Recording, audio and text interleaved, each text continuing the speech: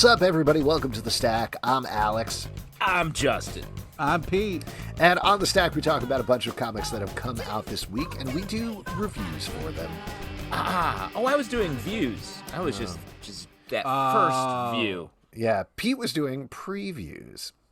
Yeah. That's another type of thing. That's where you look at the cover and are like, I think I get it. Yeah. Like they always say, judge a book by the cover, and I think you can judge our first book by the cover, Wonder Girl #1 from DC Comics by Joëlle Jones, because it's a gorgeous cover, and this is also a gorgeous comic book. Judged. All right, let's move on to the next one. And Shang-Chi #1, gorgeous cover, gorgeous book. Rangers of the Divide #1, judged. Okay, let's go back to Wonder Girl. This is actually a prequel to the Future State story. It's taking place in the current continuity. So we're getting to see Wonder Girl before she was Wonder Woman, like she was in there, which honestly took me a little bit of mental adjustment to get used to. But still, very good story, very good characters, and I like this quite a bit. Yeah, I agree. Like, I really love the art. The stuff before was hitting a little bit, but I don't mind building to that, like get everybody on board. But yeah, I really love this character's design. It's a lot of fun. The art really kind of like sets up a great world that I feel like is a great world for this character. I'm having a lot of fun with it, so more please. I agree. I really like this. It is a little weird, and I don't know how they're going to sort of complete this balancing act of the continuity. Because in the Wonder Woman title, it feels like she's sort of journeying back toward being Wonder Woman. Mm-hmm. And then we have this title where we have Wonder Girl. What's her sort of move? How long is she going to be in this space before she moves into the next space? So all that continuity thinking aside, beautiful art, fun story. I think she's such a fun character. And brings a great energy to the Wonder Woman mythology. I agree. Next up, Shang-Chi #1 from Marvel, written by Gene Luen Yang, art by Dike Ruan. This is spinning off of, I guess there was a one-shot with Shang-Chi where he took over his father's old terrorist/crime organization, and in here he is going to be going up against the Marvel Universe, starting with Spider-Man in this issue. Super fun. I mean, Gene Luen Yang, always just a great writer, and I had a blast reading this. Just the relationship here between Shang-Chi and his sister is great. Like they're fun. Spider-Man in here as sort of the butt of a lot of the jokes is great, and I like the premise that he's going to be fighting. He and his sister are going to fight everyone, all the big heroes in the Marvel Universe. Is great. Yeah, I agree. It kind of, reminds me a little bit of, Punisher versus the Marvel Universe type of thing. But I really like the setup. I really like the kind of the start of their Spider-Man and Shang-Chi's relationship. So, I think it's a great first issue. A lot of action, amazing art. Love the relationship stuff with the brother sister. So yeah, completely on board. Can't wait for the freaking movie. I love there's this idea that there's the Yeren root that you put on your hands or different parts of your body, and you get animal hands, which is cool. That's real. That's real, obviously. Yep. I've been digging it up for Yeren. It's very expensive at Whole Foods. Mm-hmm. Oh, man. But I also love the reference to Spider Island, where if you remember, Shang-Chi came in and taught Spidey how to. He lost his spider sense, and he had to sort of learn how to be a hero without having that sense that really guides most of his actions. Yeah, and it was cool because there was that line of what's your spider sense say? And I was like, nice. That's a burn. That's knows. A great burn. Yeah, it's a sick burn. Next up, Rangers of the Divide #1 from Dark Horse Comics by Megan Huang. This is a new mythology. I briefly thought it was another one of Dark Horse's video game adaptations just based on the title and the cover, so don't judge a book by a cover in this case. Boy. Okay. But this is, now as you can kind of surmised by the cover about a bunch of dragon riders that get embroiled in a monster fight. They're all in training. I really like the art in here in particular. I thought it was very reminiscent of Avatar and things like that, which I thought was really good. The story took a little while to get going, but once it did, I'm into the idea of this team of dragon riders. What did you guys think? Yeah, I agree. I really like the brightness of the art. It really stands out. The dragons are fantastic. A lot of human talking, but a lot of great dragon fights and stuff like that. So that was enjoyable. I'm going to start using that in reviews from now on. Too much human talking. I was listening to this podcast. It was so much. It was almost all human talking. Boo. Good thing you got dogs barking in the background. That really helps us out. That's right. Try to bring in the entire animal kingdom when I'm doing my like recording. A modern day Dr. Dolittle. That's true. Boy. Please, dog, bark more. Bugs, come to me. I feel like this book is sort of halfway between How to Train Your Dragon and Game of Thrones is what the vibe I was catching. Okay. If you're a fan of either of those worlds. And then the art was reminiscent to me of the Luna brothers. Good call. Sword and girls back in the day. So those are references that you can take right to the bank. Wow. There you go. Let's move on. Talk about Home number 2 from Image Comics, written by Julio, Anta, art by Anna Wieszcyk. Now, this is a book that blew us away in the first issue. It was about a young kid who is taken to the border, put into holding by the U.S. government, separated from his mom. Very heartbreaking. And the twist at the end is that he has superpowers and he breaks out. That's where we pick up in this issue. We find out a little bit more of the mythology of this world, as well as still dealing very much with the reality of being an illegal immigrant in America.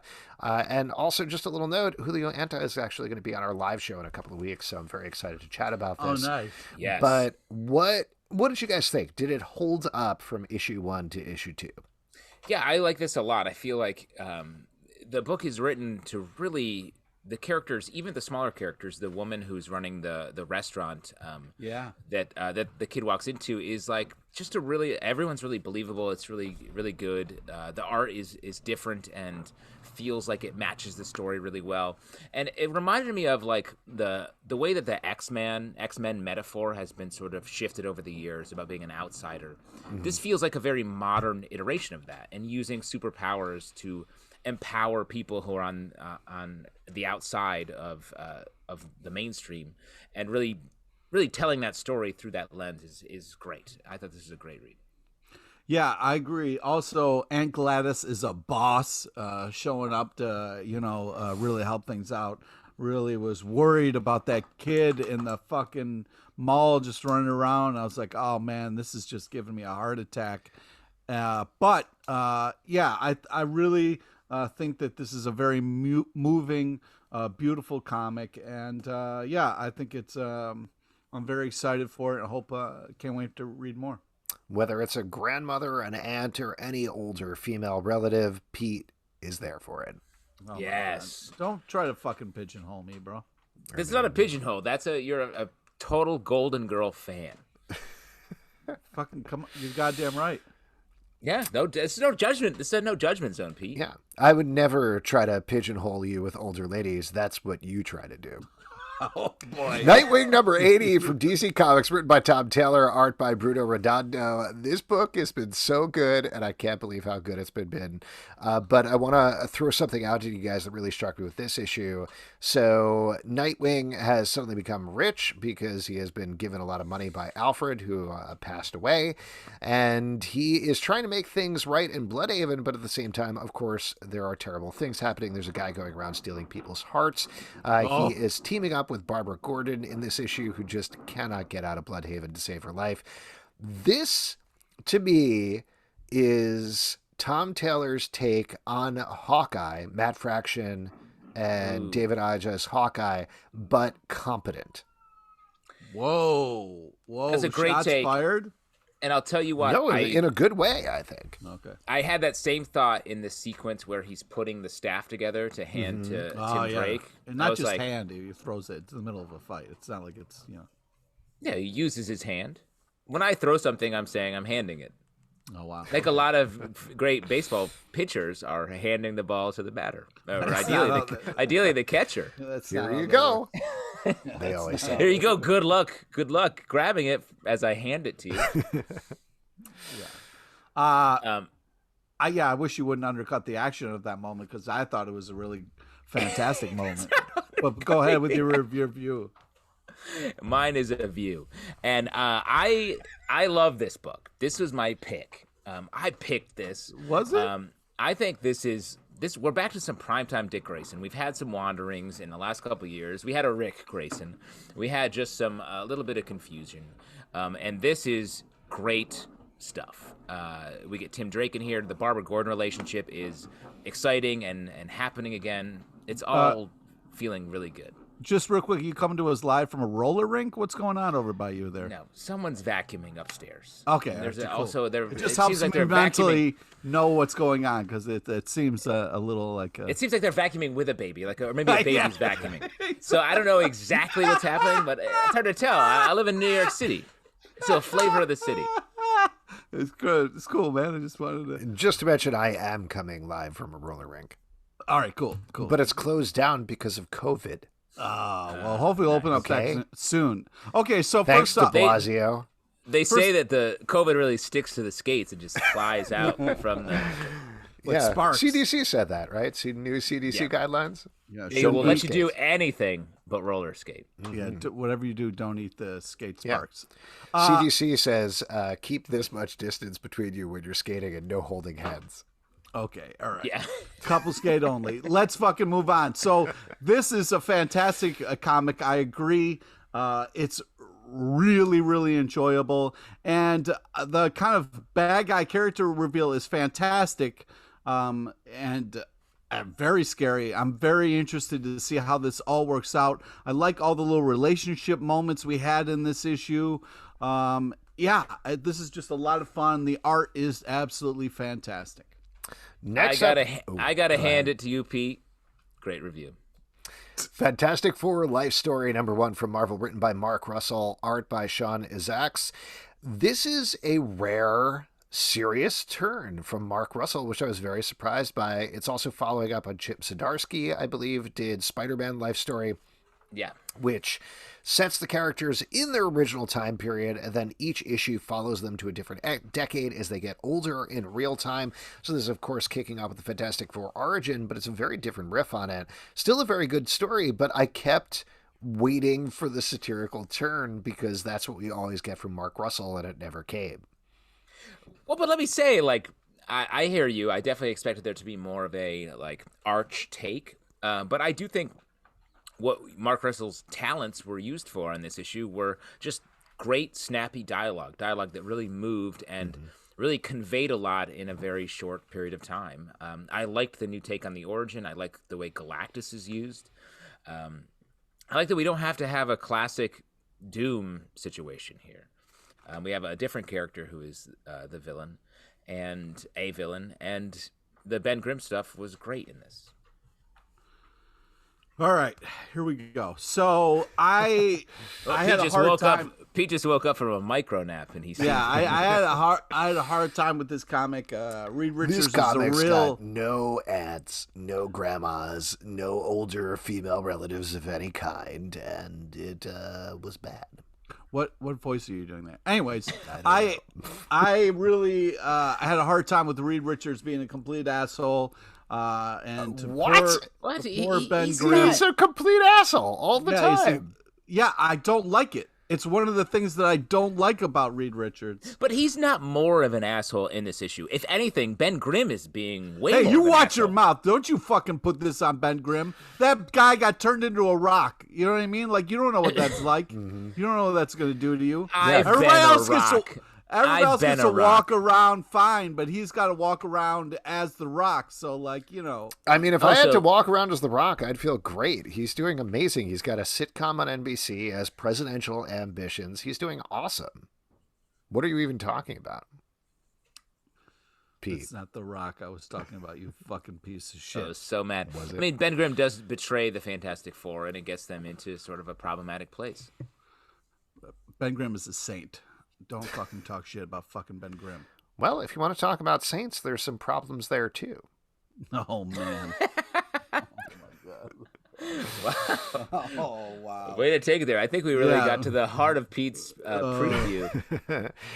This is very well done. Sean Izaakse's art is very good. The art is phenomenal. I'm really looking forward to the second issue. I feel like that's where these series potentially really start to sing, is when they start to move farther afield from the main continuity. We always get that in this first issue, but it's going to stretch even farther in issue 2. So I'm very excited to check that out. Before you move on, a question. Why does Galactus have teeth? He doesn't actually chew planets, right? Because he used to be a humanoid. Before... Yeah, he used to have teeth, and then he kind of like, when you're eating the planets, it kind of ruins your teeth. Wait, he's just keeping up his teeth? It's the chocolate center that gets to your teeth eventually. No, he was a humanoid. Of course, Galen. I think wasn't his name Galen? Galen, yeah. He gets in a spaceship. He travels through the Big Bang, ends up in the new universe, and then he puts on a funny hat and he eats planets. But don't you think, let's say you never That's how used your Stanley teeth. pitched it. I 100% guarantee you. Yeah, exactly. He had it all figured out. I don't know. He puts on a funny hat and he eats planets. Go, Kirby. But don't you think, like, put yourself in Galactus's position. You use teeth. You use your teeth for a long time. Yep. Yeah. Use your teeth for a long time. You get to be a giant god being. Big celestial level character. You don't use your teeth to eat anymore. Mm-hmm. You still flossing? You're brushing? Because his teeth are beautiful. Is your first move when you become some sort of godlike being like, well, get rid of these bone things in my mouth? No, I'm just saying I might not take care of it. I'm just saying he has perfect teeth. It feels like he'd let him go. Maybe because it's involved in talking as well. Like, otherwise, you can't talk like this. I'm Galactus. I feel like he doesn't. It's not like people are like, "Oh, speak up, enunciate." I think he just sort of broadcasts noise. Yeah, maybe it's a vanity thing where he's like, "I don't want people to know that I'm a very old man, so I'm gonna." You think he's asking the Silver Surfer to like, "Hey, could you power cosmic up my teeth, bro? Get in there and clean them up." Yeah, I got a little bit of planet. The Silver Flosser. Silver Flosser. Nice. Maybe that's why Firelord's staff was like that. It was meant to just like a big toothpick. Yeah, 100%. Absolutely. Terex's axe was just in there cleaning up the guns. That's why they all have weapons. The surfboard is also forgetting which It's basically it's a tongue depressor. It's a tongue depressor.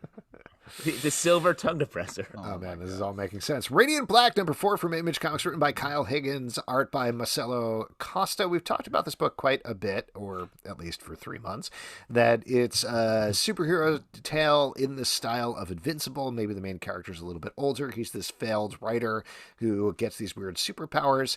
There is a huge twist at the end of this issue. Yeah. That is...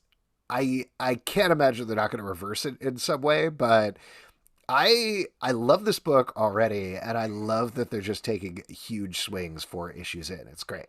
And you're talking about the fact that everybody in this comic loves the movie Out of Sight. That's what... That is the huge twist that I'm talking about, because as we all know, everybody hates that movie. What are you talking about, Pete? It's great. It's a great movie. That's what I'm fucking saying. Well, that's not a twist. Not a twist.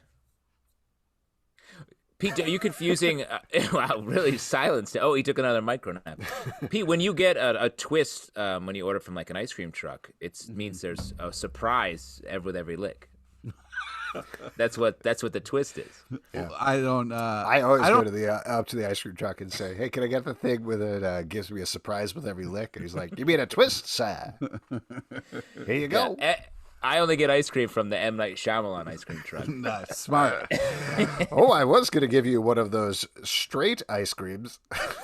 One of those piles. I ordered a twist, and he gave me just a handful of garbage. That's a twist. I didn't know everybody loved Out of Sight. I thought I would appreciated all the love that movie got in this comic. Oh, no, everybody loves that movie. Oh, okay. Back on Radiant Black a little bit, if I may. Let's keep talking about this nonsense. Don Cheadle in Out of Sight is fucking fantastic. What are you? Where are you now? Even. I mean, the surprise at the end was great, and it really. I'm surprised by this book, the way they're really moving quickly. The last issue was wildly different than this issue, and we get this twist. I think we're going to end up with an Sam Beckett Al situation. Ooh. That's my predict. Love it. I'm, of course, speaking of Quantum Leap.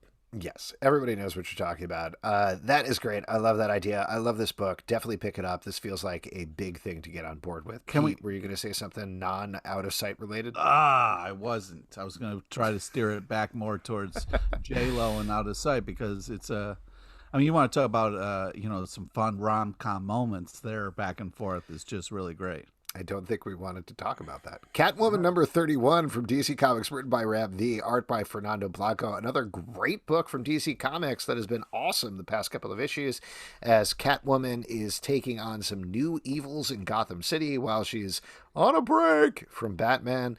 This gorgeous book, just like Nightwing, I think the way that Fernando Blanco is laying things out is creative and exciting and propulsive. And Ram V's storytelling is really good as well, and he's writing a really good Catwoman. This is a very fun issue. I think it's a they. I really think that the not only is the Catwoman kind of stuff and also the Cat and Bat references kind of heartbreaking a little bit, but I love this Ivy as well.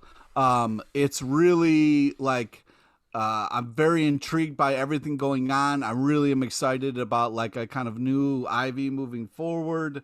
Also, the steampunk father thing at the end was a little crazy, but this comic is absolutely beautiful and fantastic. So.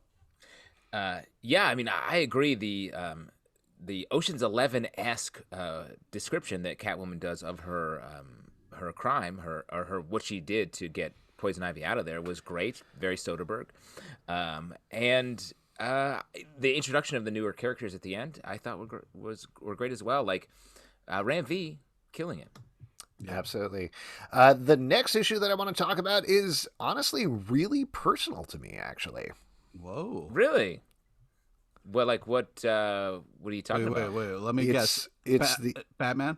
It's the issue of shaving and manscaping, to be more specific.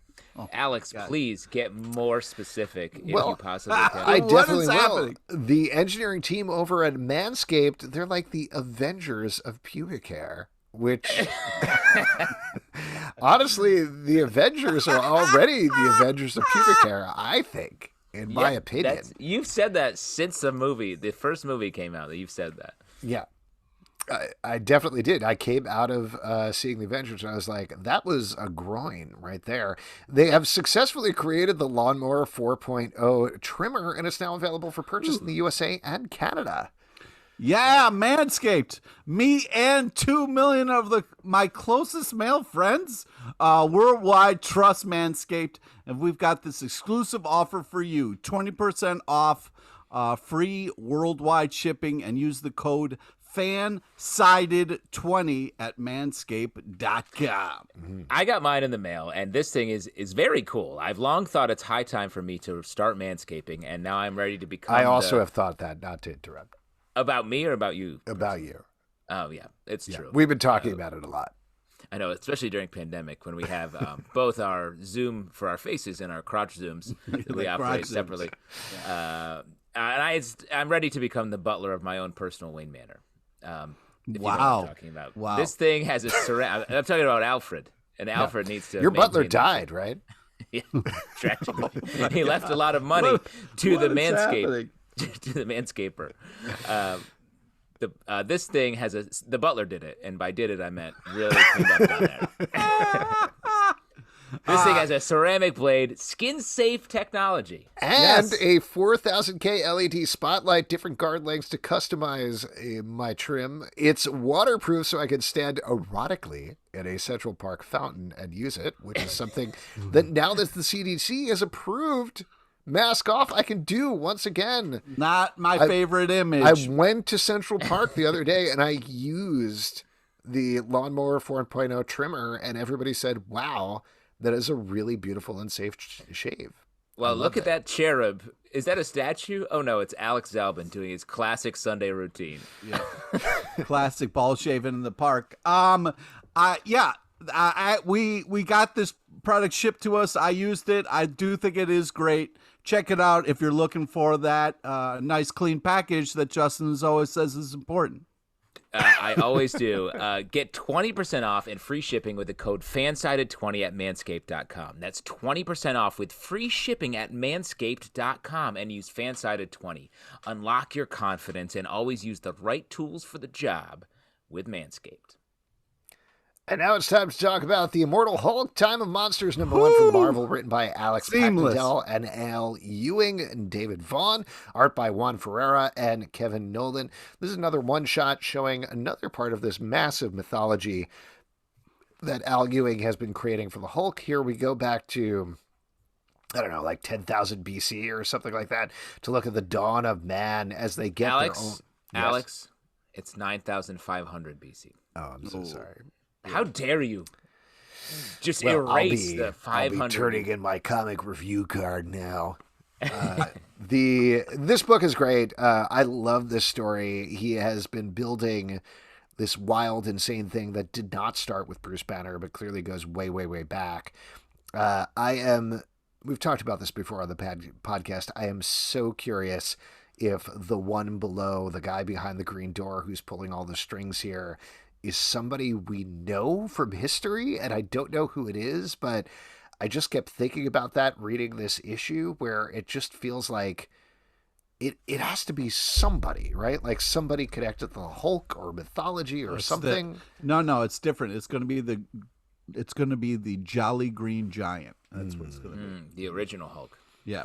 The original rage-driven Hulk. Jolly? That's bullshit. That's the real history. Is that guy's the angry Green Giant. But speaking of history, this comic, when it started, I kind of forgot what I was reading for a little bit. But the art is absolutely fantastic. I very much enjoyed the kind of monster aspect of what we got here in this.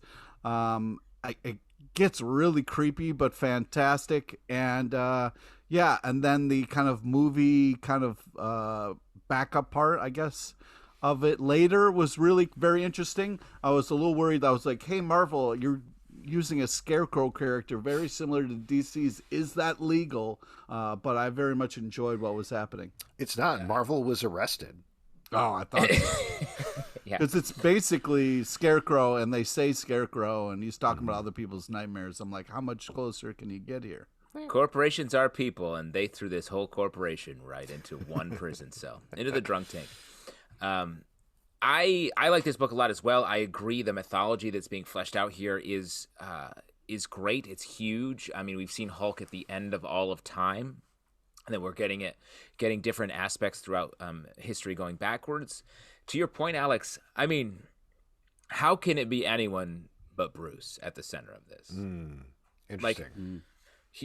I feel like if the genesis of the Hulk, when that gamma bomb went off, if that is the fixed point, then I feel like we're seeing like Big Bang style, the green door opening forwards and backwards in time.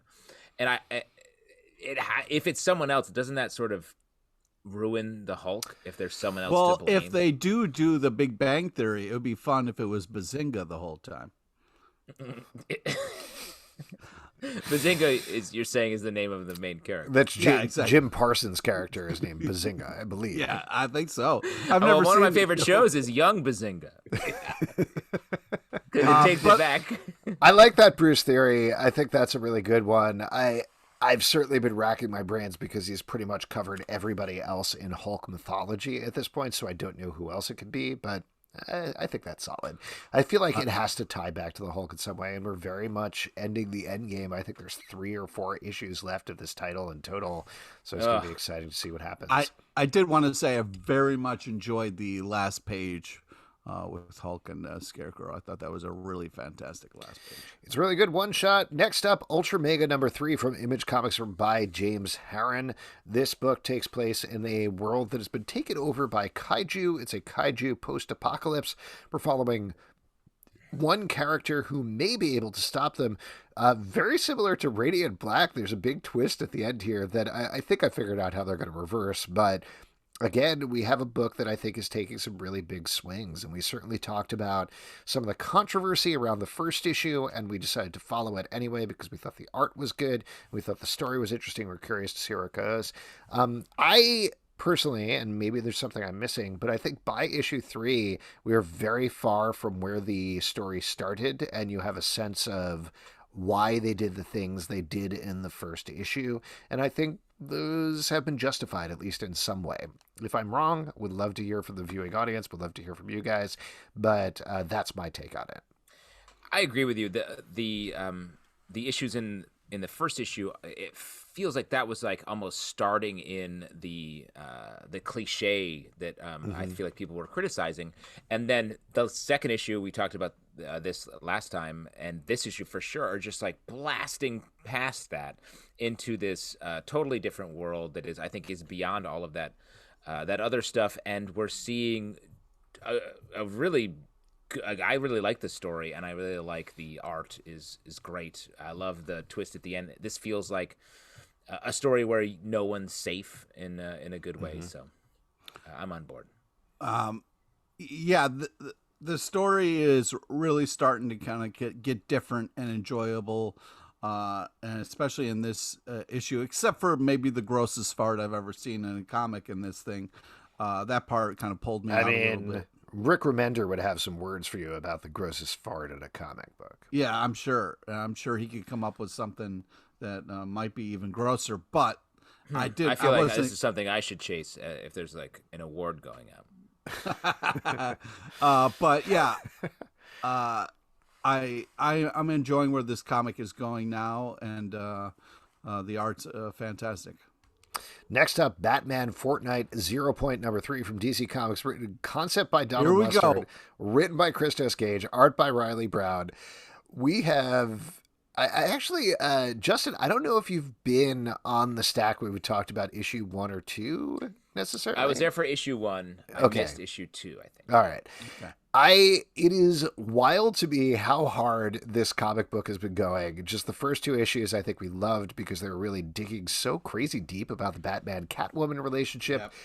This one blew my mind is probably too strong, but reading this book, I was like, holy shit, what are they doing here? It's just absolutely wild how hard they're going for it. And I hesitate to spoil it, but I think they spoil it on the cover. The twist that they bring in is that Batman is in Fortnite world. He loses his memory every 22 minutes. He's trying to figure it out anyway because he's Batman. So they try to throw a wrench in the gears to stop him and slow him down. And the wrench is Snake Eyes from G.I. Joe, which is wild. Yeah! Weird. I was like, what? I lost my fucking mind with this. It was like watching my childhood come back to life and fight each other. Also, one of the saddest episodes in G.I. Joe is where Snake Eyes sacrifices himself in this fucking mine, and they kind of recreated that in this issue, and oh man, I was having flashbacks. But this is fucking bananas. So good. So hard. I love the fact that like whoever's doing the kind of voiceover is so impressed with Batman. This is such a weird but amazing comic. This issue, sorry to interrupt, Justin, the one thing that I'll say and then turn it over to you is versus the first 2 issues, they felt like, okay, you're going for the Batman Catwoman romance. This is DC meets Fortnite. I get this. Yep. This, in the absolute best way, felt like playing with action figures. Yes! You're like, well, I got this Batman action figure. I got these random action figures I found in a box on the street that are just kind of there. Oh, I got the Snake Eyes action figure. I'm going to make them fight. That's fun. Let's do that. And that's how it read to me. And I also liked how, like, when they were fighting, they were communicating, and like, it was just, it's so fantastic. Do you think they'd be friends? Yes. No question. Really? Yeah. Okay. That was the only point you wanted to make. It sounds like you're not quite on board with this, Justin. No, I'm on board. I think it's cool. I actually really like the way that the action was sort of. Why wouldn't they be friends? They're both fucking vigilantes trying to fucking fight for justice. Like, are you fucking kidding me? They've both been trained in the ways and the arts of the ninja. What the fuck wouldn't they? No, do you think that was Snake Eyes a gambler? Is that why he chose the name Snake Eyes, or it's more like he's like... played by? I've seen the movie. He's played by Nicolas Cage in the movie. Oh, it's very good. This very isn't wild. Face Off, USO. Yeah. No. Snake I think Eyes. it's the movie was called Leaving Snake Eyes. Right? Sad, tragic. It's great the way this played off, the way this builds over the course of the issue. I don't want to spoil all the things or the way that it plays out, but it's ludicrously over the top action movie the entire time. Super fun. I wasn't allowed to watch G.I. Joe, so I don't understand the deep emotional arcs on this Saturday morning cartoon based around selling toys, but I'm sure they're there. They're fucking there, guy. All right. And the other thing, the last thing that I'll mention about this comic book, not to belabor talking about it, it's crazy to me that there are 3 more issues to go. Like, if they have done this in the first 3 issues and where they end up there, what is going to happen? I don't know. Go. Let's Take do me it. there. I'm very excited. into it. Next up, Stillwater number 7 from Image Comics, written by Chip Zdarsky, art by Ramon K. Perez. This is dealing with the ramifications of the last issue where a bunch of mercenaries came into this town where nobody dies. The church exploded. Some of our characters have been blown apart, and other people are literally trying to pick up the pieces. It gets very bloody this issue. Like we talked about with previous ones, I love how they're whipping through the mythology here. Yeah, I agree. The pace of this book has increased greatly in the last few issues, and I like where this is going. The reveal at the end is really fun, and it makes a lot more sense. What got us started? One of the characters that got this whole thing started. Why they are important, and the tension is high. I appreciate that. Yeah, and they also bring up an interesting point here, which is worth talking about. If you're going to have knives as decorative on your wall, you better fucking sharpen them. You never know when they're going to come in handy like that. So I sharpen everything on my wall just in case. Smart. Paintings. Smart. Yeah. That's it. Just paintings. That's all the stuff you have on your wall. Just sharpening edges of a painting. It's good. Yep. Yep. I sharpen my lamps. My house is childproof, obviously, but everything above a child's hand is deadly sharp. This book's very good, and Ramon K. Perez's art is very good as well. Next up, this is one that I know you liked quite a bit, Justin. Jonah and the Unpossible Monsters, number 3 from Oni Press by Chris Samney and Laura Samney. Why don't you talk about that one? This is fun. I mean, this is a book that, like, the first issue felt like sort of this light, fun. It reminded me of a video game that I can't remember from, like, old Sega, I want to say. Yeah. What are you talking about, like Kid Icarus or something? No. And then this, as it's gone on, this is really starting to develop some nice... it was like dinosaur egg. It was like some, like, Yes. I know what you're talking about. Yeah. Yes, it's a dinosaur-based game. Yep. But I think it's really developing a nice mythology here, and we get into we start to expand the universe in this issue. Yeah. Plus, I mean, the real focus here is on the art and not so much the talking, which is great. I love the characters. We really in this issue kind of got a little bit more of like what's going on, what kind of world they're in, which is great. But I also just love them kind of like. Skipping through this amazing landscape and kind of dealing with things as they meet them. So, I'm a little nervous about, getting too much plot and not just kind of enjoying it, but it's fantastic. Next up, The Scumbag, number 8 from Image Comics, written by Rick Remender, art by Alex Riegel. In this issue, our main scumbag character is on the moon. He is fighting a moon cult who may or may not want to turn the world into a hippie peace love collective. Things go predictably wrong when our character is involved. This title is good. It's very fun. It's enjoyable. Things get wild and gross at certain points, but I like that Rick is able to put a great deal of emotion in the main character at the same time. And that comes through this issue, the way that Alex Riegel draws him in particular, where it's very subtle, the points when you can see his true humanity starting to leak through his scumbag nature. Yeah, I mean, Rick Remender does such a great job of being like, this guy sucks. But it's a great little trick he pulls every time, where eventually they do come out and be the hero that the world needs them to be. And the creative fun twists that he puts on it each time are excellent, and here's just another example of that. Yeah, I mean, I'm looking forward to us getting past the scumbag nature of it all a little bit, but I think that I got some news for you. Yeah, bad news. Just look at the title. Right, but I mean, I'm hoping that the character does evolve. But I'm excited to see, like, at the end of this issue, we kind of have a big thing happen. I'm excited to see what the ramifications of that are moving forward. Last but not least, The Many Deaths of Layla Starr, #2 from Boom Studios, written by Ram V, art by Felipe Andrade. Love the first issue of this book about Death finding out that she is out of a job, so going to kill the baby who is eventually going to grant immortality to the human race. This issue, she wakes up a couple of years later in a human body and accidentally encounters that kid who is later going to create immortality. Beautiful art, beautiful story. Love this book. This is the read of the week. Yeah, I think this was my favorite book of the week. It was so good, just achieving such great storytelling depth almost instantly. The art is excellent. Like, it's just this feels like an issue of Sandman mid-run. It could be there. It's great. That's a good way of putting it, actually. It does really feel like one of those one-off Sandman issues, but as an ongoing series.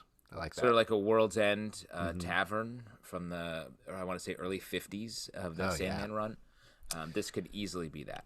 I'll also, before Justin stole the fact that I said this was my favorite of the week. I said it's the pick of the week. I did not take any sort of credit for it. It's our pick. Obviously, our tastes are always in line. So how could you ever try to draw a wedge between us?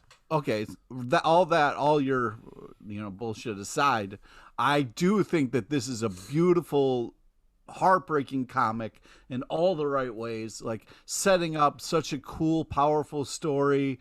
And there's such amazing small little powerful moments throughout this whole thing, like the whole thing of like what this kid is going through, and then how the person like sees that and discovers it all, and then like even the silly stuff of like the bird being like, I've never met a talking human before, was hysterical. There's so many just fantastic moments, and I just can't say enough about the art, especially the funeral stuff with all the flowers is so beautiful and sad. I really, really love this book, and even if you disagree with Justin a lot and don't like his ideas, you should still check out this book.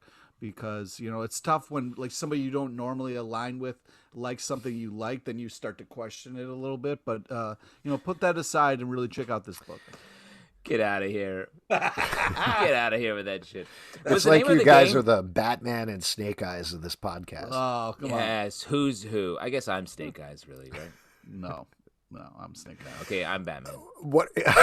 I can't believe, Batman. Pete, you're like, no, I would never want to be Batman. Well, no, I've got daddy issues, but I don't think they're that bad. You know what I mean? You definitely have butler issues. Well, I feel like I talk less than Justin, so I should be Snake Eyes. Yeah. Nice. That is the defining characteristic of those two people. Batman chatty, Snake Eyes nervous in front of a crowd. What's the name of the game? Adventure Snake Island? Eyes doesn't talk, you fucking piece of shit.